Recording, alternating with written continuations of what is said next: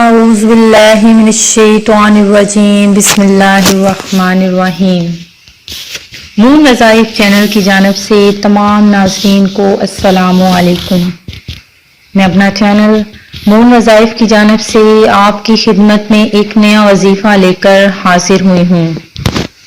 سب سے پہلے ہمارا چینل نون وظائف کو سبسکرائب کر لیں اور بیل آئیکن کا بٹن بھی پریس کر لیں تاکہ ہر نئی آنے والی ویڈیو سب سے پہلے آپ تک پہنچ جائے۔ میں امید کرتی ہوں کہ آپ سب خیریت سے ہوں گے، چونکہ آپ کو پتہ ہے کہ باران رحمت جاری ہے۔ اللہ تبارک و تعالی سے دعا کرتی ہوں کہ اس بارش سے ایسی جو وبا ہم پر آ پہنچی ہے، اللہ تعالی اس بارش کے صدقے میں یہ وبا ختم کرے اور تمام بیماریاں، ہماری تمام مشکلات حل ہو جائیں۔ ویسے تو درود شریف کسی بھی وقت یا موقع کی قید کے بغیر کثرت کے ساتھ پڑھنا چاہیے، تاہم بعض مواقع ایسے ہیں جہاں اس کے پڑھنے کی خصوصی تاکید کی گئی ہے۔ ان میں سے کچھ تو مشہور ہیں، مثلا ہر نماز کے آخری تشہد میں قنوت، وتر کے آخر میں، نماز جنازہ کی دوسری تکبیر کے بعد اور خطبہ جمعہ وغیرہ میں۔ ان کے علاوہ مزید کچھ مواقع یہ ہیں: دعا سے پہلے حضرت فضالہ بن عبید رضی اللہ تعالیٰ عنہ بیان کرتے ہیں کہ نبی کریم صلی اللہ علیہ وآلہ وسلم نے ایک شخص کو نماز میں دعا کرتے ہوئے سنا۔ اس نے آپ صلی اللہ علیہ وآلہ وسلم پر درود نہ بھیجا، چنانچہ آپ صلی اللہ علیہ وآلہ وسلم نے فرمایا اس نے جلد بازی کی ہے۔ پھر آپ نے اسے بلایا اور فرمایا تم میں سے کوئی شخص جب نماز پڑھ لے تو سب سے پہلے اللہ تعالیٰ کی تعریف و ثنا بیان کرے، پھر نبی صلی اللہ علیہ وآلہ وسلم پر درود بھیجے، اس کے بعد جو چاہے اللہ سے مانگے۔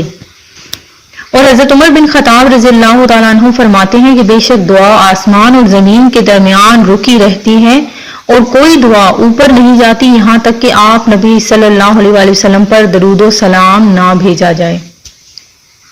جب نبی کریم صلی اللہ علیہ وسلم کا ذکر کیا جائے تو ذکر کرنے اور سننے والے دونوں کو آپ صلی اللہ علیہ وسلم پر درود بھیجنا چاہیے۔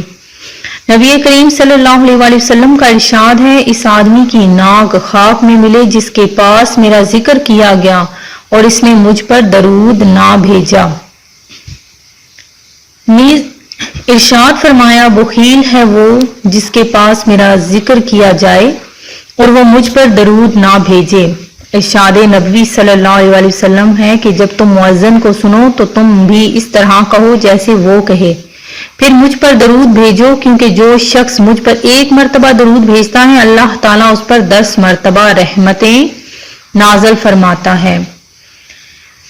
حضرت ابو دردائی رضی اللہ تعالیٰ عنہ سے روایت ہے کہ رسول اللہ صلی اللہ علیہ وسلم نے فرمایا جو آدمی صبح کے وقت 10 مرتبہ اور شام کے وقت 10 مرتبہ مجھ پر درود بھیجتا ہے اسے قیامت کے دن میری شفاعت نصیب ہوگی۔ مسجد میں داخل ہوتے اور اس سے نکلتے ہوئے پہلے درود شریف اور پھر مسنون دعا پڑھنی چاہیے۔